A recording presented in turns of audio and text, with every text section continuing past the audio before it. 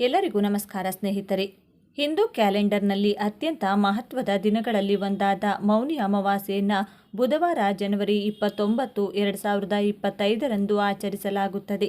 ಈ ಅಮಾವಾಸ್ಯೆಯು ಅತ್ಯಂತ ಶಕ್ತಿಯುತವಾದಂತಹ ಅಮಾವಾಸ್ಯೆ. ಪುಷ್ಯ ಮಾಸದ ಕೊನೆಯ ದಿನವಾದಂತಹ ಈ ದಿನ ಅಲೋವೆರಾದಿಂದ ಈ ಒಂದು ಪರಿಹಾರವನ್ನು ಮಾಡಿಕೊಳ್ಳಿ. ಈ ಒಂದು ಪರಿಹಾರವನ್ನು ಮಾಡಿಕೊಳ್ಳುವುದರಿಂದ ಸಕಲ ದಾರಿದ್ರ್ಯ ನಿವಾರಣೆಯಾಗುತ್ತದೆ. ಜೊತೆಗೆ ಅದೃಷ್ಟ ಕೂಡಿ ಬರುತ್ತದೆ. ಗ್ರಹದೋಷಗಳು, ಪಿತೃದೋಷಗಳು, ದೃಷ್ಟಿದೋಷಗಳು, ಹಾಗೆಯೇ ನರದೃಷ್ಟಿ ದೋಷ, ಇನ್ನೂ ಮುಂತಾದ ದೋಷಗಳನ್ನು ಎಲ್ಲವನ್ನೂ ಸಹ ನಿವಾರಣೆ ಮಾಡುವಂತಹ ಶಕ್ತಿ ಈ ಅಲೋವೆರಾಕ್ಕೆ ಇದೆ. ಇದರ ಬಗ್ಗೆ ಸಂಪೂರ್ಣ ಮಾಹಿತಿಯನ್ನು ಈ ವಿಡಿಯೋದಲ್ಲಿ ನೋಡೋಣ ಬನ್ನಿ. ಅದಕ್ಕೂ ಮುಂಚೆ ನೀವಿನ್ನು ಚಾನಲ್ಗೆ ಸಬ್ಸ್ಕ್ರೈಬ್ ಆಗಿಲ್ಲ ಅಂದರೆ ಈಗಲೇ ಸಬ್ಸ್ಕ್ರೈಬ್ ಆಗಿ, ಹಾಗೆ ವಿಡಿಯೋಗೆ ಲೈಕ್ ಮಾಡಿ, ವಿಡಿಯೋ ಸ್ಕಿಪ್ ಮಾಡದೆ ಕೊನೆ ತನಕ ನೋಡಿ. ದಿನಾಂಕ ಬುಧವಾರ ಜನವರಿ 29, 2025. ಅಮಾವಾಸ್ಯೆ ತಿಥಿ ಆರಂಭ ಜನವರಿ 28, 2025 ಸಂಜೆ 7:35ಕ್ಕೆ. ಅಮಾವಾಸ್ಯೆ ತಿಥಿ ಕೊನೆಗೊಳ್ಳುತ್ತದೆ ಜನವರಿ 29, 2025 6:05ಕ್ಕೆ. ಪ್ರತಿ 12 ವರ್ಷಗಳಿಗೊಮ್ಮೆ ನಡೆಯುವ ಕುಂಭಮೇಳದ ಸಮಯದಲ್ಲಿ ಮೌನಿ ಅಮಾವಾಸ್ಯೆಯು ಅತ್ಯಂತ ಮಹತ್ವದ ಸ್ನಾನದ ದಿನವಾಗಿದೆ. ಧಾರ್ಮಿಕ ಸ್ನಾನಕ್ಕಾಗಿ ಲಕ್ಷಾಂತರ ಜನರನ್ನು ಪ್ರಯಾಗರಾಜ್ಗೆ ಆಕರ್ಷಿಸುತ್ತದೆ.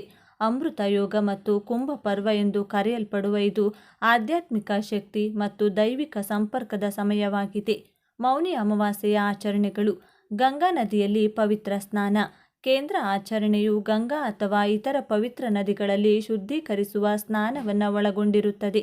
ಪಾಪಗಳನ್ನು ತೊಳೆದು ಆಧ್ಯಾತ್ಮಿಕ ಅನುಗ್ರಹವನ್ನು ನೀಡುತ್ತದೆ ಎಂದು ನಂಬಲಾಗಿದೆ. ಪ್ರಯಾಗರಾಜ್ ಮತ್ತು ಹರಿದ್ವಾರಗಳು ಈ ಆಚರಣೆಗೆ ಜನಪ್ರಿಯ ಯಾತ್ರಾ ಸ್ಥಳಗಳಾಗಿವೆ. ಮೌನವನ್ನು ಆಚರಿಸುವುದು: ಭಕ್ತರು ದಿನವಿಡೀ ಮೌನವನ್ನು ಸ್ವೀಕರಿಸುತ್ತಾರೆ. ಇದು ಆಂತರಿಕ ಶಾಂತಿ ಮತ್ತು ಆಧ್ಯಾತ್ಮಿಕ ಜಾಗೃತಿಯನ್ನು ಸಂಕೇತಿಸುತ್ತದೆ. ಈ ಅಭ್ಯಾಸವು ಆತ್ಮಾವಲೋಕನ ಮತ್ತು ಲೌಕಿಕ ಗೊಂದಲಗಳಿಂದ ಬೇರ್ಪಡುವಿಕೆಯನ್ನು ಬೆಳೆಸುತ್ತದೆ. ಉಪವಾಸ ಮತ್ತು ದಾನ: ಅನೇಕರು ದಿನವಿಡೀ ಉಪವಾಸವನ್ನು ಆಚರಿಸುತ್ತಾರೆ. ಆಧ್ಯಾತ್ಮಿಕ ಗುರಿಗಳ ಮೇಲೆ ಗಮನವನ್ನು ಹೆಚ್ಚಿಸಲು ಭೋಗದಿಂದ ದೂರವಿರುತ್ತಾರೆ. ಆಹಾರ, ಬಟ್ಟೆ ಮತ್ತು ಹಣವನ್ನು ದಾನ ಮಾಡುವುದು ಸೇರಿದಂತೆ ದಾನ ಕಾರ್ಯಗಳು ಆಶೀರ್ವಾದವನ್ನು ವರ್ಧಿಸುತ್ತವೆ ಮತ್ತು ಸಮೃದ್ಧಿಯನ್ನು ತರುತ್ತವೆ ಎಂದು ನಂಬಲಾಗಿದೆ. ಈ ದಿನ ಈ ಅಲೋವೆರಾದಿಂದ ಈ ಒಂದು ಪರಿಹಾರವನ್ನು ತಪ್ಪದೇ ಮಾಡಿಕೊಳ್ಳಿ. ಸ್ನೇಹಿತರೆ, ನಿಮ್ಮ ಮನೆಯಲ್ಲಿ ಯಾವುದಾದರೂ ಸಮಸ್ಯೆಗಳು, ಪದೇ ಪದೇ ಕಷ್ಟಗಳು ಒಂದರ ಮೇಲೊಂದು ಬರುತ್ತಿದ್ರೆ, ಅನಾರೋಗ್ಯ ಸಮಸ್ಯೆಗಳು ತುಂಬ ಆಗ್ತಾ ಇದ್ರೆ, ಕುಟುಂಬದಲ್ಲಿ ನೆಮ್ಮದಿ ಇಲ್ಲದೆ ಇರುವುದು, ಗಂಡ ಹೆಂಡತಿ ನಡುವೆ ಬಾಂಧವ್ಯ ಸರಿಯಾಗಿ ಇಲ್ಲದೆ ಇರುವುದು, ದಾಂಪತ್ಯ ಜೀವನದಲ್ಲಿ ಕಲಹಗಳು ಹೆಚ್ಚಾಗ್ತಾ ಇರುವುದು, ಒಟ್ಟಾರೆಯಾಗಿ ಎಲ್ಲ ರೀತಿಯ ಸಮಸ್ಯೆಗಳನ್ನು ಅನುಭವಿಸ್ತಾ ಇದ್ದಲ್ಲಿ, ಹಣ ಅನ್ನೋದು ನೀರಿನ ರೀತಿ ಖರ್ಚಾಗ್ತಾ ಇದ್ದಲ್ಲಿ, ಹಣದ ಏಳಿಗೆ ಇಲ್ಲದಿರುವುದು, ಎಲ್ಲ ಕಷ್ಟಗಳ ಮೇಲೆ ಕಷ್ಟಗಳು ನಿಮ್ಮನ್ನು ಹುಡುಕಿಕೊಂಡು ಬರುತ್ತಿರುವುದು, ಈ ಕಷ್ಟಗಳೆಲ್ಲ ಯಾವತ್ತೂ ನಿವಾರಣೆ ಆಗ್ತಾವಪ್ಪ ದೇವರೇ ಎಂದು ನೀವು ಸಾಕಷ್ಟು ನೊಂದು ಬೆಂದು ಹೋಗಿದ್ದೀರಾ ಅಂತಂದರೆ ನಿಮ್ಮ ಮನೆಗೆ ಯಾವುದೋ ಒಂದು ಕೆಟ್ಟ ಶಕ್ತಿ ಬಂದು ಆಹ್ವಾನ ನೀಡಿದೆ ಎಂದರ್ಥ. ಯಾರೋ ನಿಮಗೆ ಆಗದೇ ಇರುವಂಥವರು, ಶತ್ರುಗಳು ಮಾಟಮಂತ್ರವನ್ನು ಮಾಡಿರಬಹುದು, ಅಥವಾ ನಿಮ್ಮ ಒಂದು ಏಳಿಗೆಯನ್ನು ನೋಡಿ ಸಹಿಸಲಾಗದೆ ಕೆಟ್ಟ ದೃಷ್ಟಿಯನ್ನು ಕೂಡ ಬೀರಿರಬಹುದು, ಅಥವಾ ನಿಮ್ಮ ವ್ಯಾಪಾರ ವಹಿವಾಟುಗಳನ್ನು ನಡೆಸುವ ಜಾಗದಲ್ಲಿಯೂ ಸಹ ಏನಾದರೂ ಸಮಸ್ಯೆಗಳನ್ನು ಮಾಡಿರಬಹುದು. ಒಟ್ಟಾರೆಯಾಗಿ ಒಂದು ಒಳ್ಳೆಯದು ಇದೆ ಎಂದರೆ ಅಲ್ಲಿ ಕೆಟ್ಟದ್ದು ಸಹ ಇರುತ್ತದೆ. ಈ ಕೆಟ್ಟದ್ದನ್ನು ನಿವಾರಣೆ ಮಾಡಿಕೊಂಡು ಒಳ್ಳೆಯದನ್ನು ಹೆಚ್ಚಿಸಿಕೊಳ್ಳಬೇಕು ಅಂದರೆ ಇಂತಹ ಒಂದು ಪರಿಹಾರಗಳು ನಮ್ಮ ಜೀವನದಲ್ಲಿ ಅತಿ ಮುಖ್ಯವಾಗುತ್ತವೆ. ನಂಬಿಕೆಯಿಂದ ಮಾಡಿಕೊಳ್ಳಬೇಕಷ್ಟೇ. ಹೌದು, ಅಲೋವೆರಾಕ್ಕೆ ಅಂತಹ ಒಂದು ಶಕ್ತಿ ಇದೆ. ಅಲೋವೆರಾವನ್ನು ಅಮಾವಾಸ್ಯೆ ಅಥವಾ ಪೌರ್ಣಿಮೆಯ ದಿನದಲ್ಲಿ ಮನೆಯ ಮುಂಭಾಗದಲ್ಲಿ, ಅಂದರೆ ಮನೆಯ ಮುಖ್ಯ ದ್ವಾರಕ್ಕೆ ನಾವು ಇದನ್ನು ಕಟ್ಟುವುದರಿಂದ ಸಹ ನಮ್ಮ ಮನೆಯ ಮೇಲೆ ಯಾವುದೇ ಕೆಟ್ಟ ದೃಷ್ಟಿಗಳು ತಾಗುವುದಿಲ್ಲ. ಒಂದು ಮನೆಯಲ್ಲಿರುವಂತಹ ನಕಾರಾತ್ಮಕ ಶಕ್ತಿಯನ್ನು ಹೊರಗಟ್ಟಿ ಧನಾತ್ಮಕ ಶಕ್ತಿಯನ್ನು ಹೆಚ್ಚಿಸುತ್ತದೆ. ಅದೇ ರೀತಿಯಲ್ಲಿ ಈ ಅಲೋವೆರಾ ಗಿಡದಿಂದ ನಾವು ಈ ಒಂದು ಚಿಕ್ಕ ಪರಿಹಾರವನ್ನು ಸಹ ಮಾಡಿಕೊಳ್ಳಬಹುದು. ಅಲೋವೆರಾ ಗಿಡದಿಂದ ಅಂದರೆ ಮೊದಲು ಅಲೋವೆರಾ ಗಿಡವನ್ನು ತೆಗೆದುಕೊಳ್ಳಬೇಕು. ಚೆನ್ನಾಗಿ ಬೇರಿರುವಂತಹ ಒಂದು ಗಿಡವನ್ನು ತೆಗೆದುಕೊಳ್ಳಿ. ಎಲ್ಲಿಯೂ ಸಹ ಆ ಒಂದು ಅಲೋವೆರಾ ಕಟ್ಟಾಗಿರಬಾರದು. ಆ ರೀತಿಯಾಗಿ ಇರುವಂತಹ ಒಂದು ಗಿಡವನ್ನು ತೆಗೆದುಕೊಂಡು ಶುಭ್ರ ಮಾಡಿಕೊಳ್ಳಿ. ಅಂದರೆ ಒಳ್ಳೆಯ ನೀರಿನಲ್ಲಿ ಚೆನ್ನಾಗಿ ತೊಳೆದುಕೊಳ್ಳಿ. ತೊಳೆದ ನಂತರ ಒಂದು ಬಿಳಿ ಬಟ್ಟೆಯನ್ನು ತೆಗೆದುಕೊಂಡು ಒರೆಸಿಕೊಳ್ಳಿ.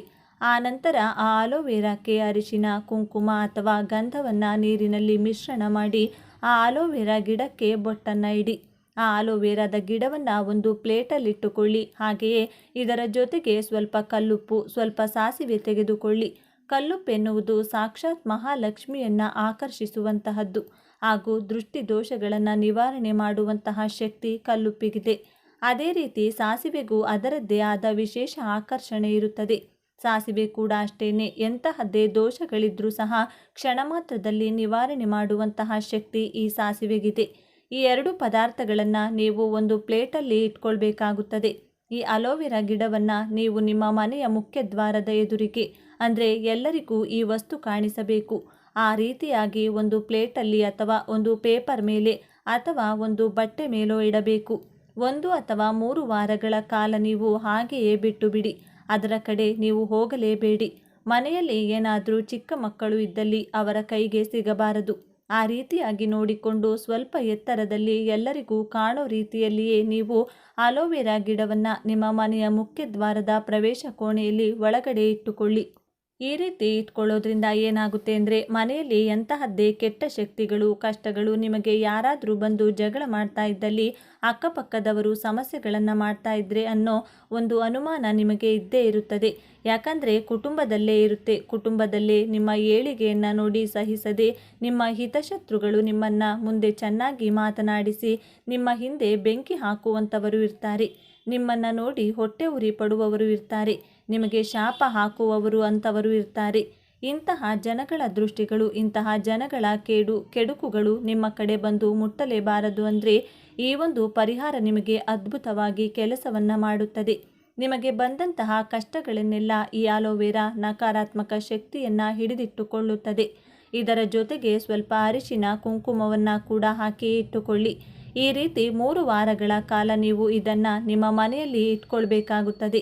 ಆನಂತರ ಈ ಅಲೋವೆರಾದ ಗಿಡವನ್ನು ಇದನ್ನು ಯಾವುದಾದರೂ ಒಂದು ಪ್ಲಾಸ್ಟಿಕ್ ಕವರಲ್ಲಿ ಇಟ್ಟುಕೊಂಡು ಎಲ್ಲಾದರೂ ಹರಿಯುವಂತಹ ನೀರಿಗೆ ನೀವು ಹಾಕಬಹುದು. ನಿಮ್ಮ ಬಗ್ಗೆ ಯಾರೂ ಕೂಡ ಕೆಟ್ಟದಾಗಿ ಮಾತನಾಡಲಿ, ನಿಮ್ಮ ಬಗ್ಗೆ ಏನೋ ಒಂದು ಶಾಪ ಹಾಕಲಿ, ಎಂತಹದ್ದೇ ದೃಷ್ಟಿ ದೋಷ ಮಾಡಲಿ, ನಿಮ್ಮ ಮೇಲೆ ಮಾಟ ಮಂತ್ರ ಮಾಡಲಿ, ಅದ್ಯಾವುದೂ ಸಹ ನಿಮ್ಮ ಹತ್ತಿರ ಬರಲು ಬಿಡುವುದಿಲ್ಲ. ಈ ಅಲೋವೆರಾ ಗಿಡ ಕೆಟ್ಟದ್ದನ್ನೆಲ್ಲ ಎಳೆದು ಇಟ್ಕೊಂಡು ನಿಮಗೆ ಒಂದು ಪಾಸಿಟಿವ್ ಎನರ್ಜಿಯನ್ನು ತಂದು ಕೊಡುತ್ತದೆ. ಧನಾತ್ಮಕ ಶಕ್ತಿಯನ್ನು ನಿಮ್ಮ ಮನೆಯಲ್ಲಿ ಇರುವಂತೆ ಮಾಡುತ್ತದೆ. ಹಣಕಾಸಿನ ವೃದ್ಧಿಯನ್ನು ಮಾಡುತ್ತದೆ. ಆರೋಗ್ಯವನ್ನು ವೃದ್ಧಿ ಮಾಡುತ್ತದೆ. ನೆಮ್ಮದಿಯನ್ನು ತಂದು ಕೊಡುತ್ತದೆ. ಮುಖ್ಯವಾಗಿ ಮಾನಸಿಕ ನೆಮ್ಮದಿ, ಮಾನಸಿಕ ಸೀಮಿತ ನಿಮ್ಮದಾಗುತ್ತದೆ. ಅಂತಹ ಒಂದು ಶಕ್ತಿ ಈ ಅಲೋವೆರಾಕ್ಕೆ ಇದೆ.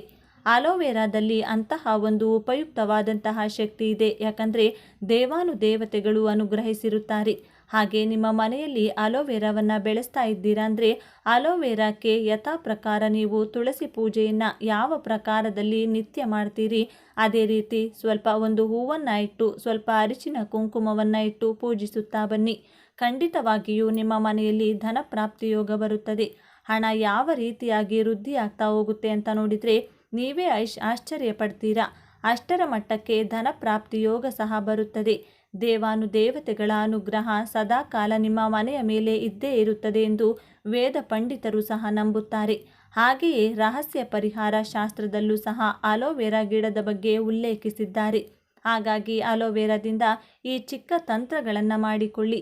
ಈ ದಿನ ಅಲೋವೆರಾವನ್ನು ನಿಮ್ಮ ಮನೆಯ ಮುಖ್ಯ ದ್ವಾರಕ್ಕೂ ಕೂಡ ಕಟ್ಟಿಕೊಳ್ಳಬಹುದು. ಅದಕ್ಕೂ ಕೂಡ ನೀವು ನಿತ್ಯ ಪೂಜೆ ಮಾಡ್ಕೊತಾ ಬಂದರೆ ಅಲೋವೆರಾ ಬೆಳೆದಂತೆ ನಿಮ್ಮ ಮನೆಯಲ್ಲಿರುವ ಕಷ್ಟಗಳು ನಿವಾರಣೆಯಾಗಿ ಅದೃಷ್ಟ ಬರುತ್ತದೆ ಎಂದು ಹೇಳಲಾಗುತ್ತದೆ. ಇವತ್ತಿನ ಈ ವಿಡಿಯೋ, ಈ ಮಾಹಿತಿ ನಿಮಗೆ ಉಪಯುಕ್ತವಾಗಿದೆ ಎಂದು ನಾನು ಭಾವಿಸ್ತೇನೆ. ಮಾಹಿತಿ ಇಷ್ಟವಾದರೆ ಲೈಕ್ ಮಾಡಿ, ಶೇರ್ ಮಾಡಿ. ನೀವು ಹೊಸಬರಾಗಿದ್ದರೆ ಈಗಲೇ ನಮ್ಮ ಚಾನಲ್ಗೆ ಸಬ್ಸ್ಕ್ರೈಬ್ ಮಾಡಿಕೊಳ್ಳಿ. ಎಲ್ಲರೂ ಭಕ್ತಿಯಿಂದ ಓಂ ನಮಃ ಶಿವಾಯ ಅಂತ ಕಮೆಂಟ್ ಮಾಡಿ.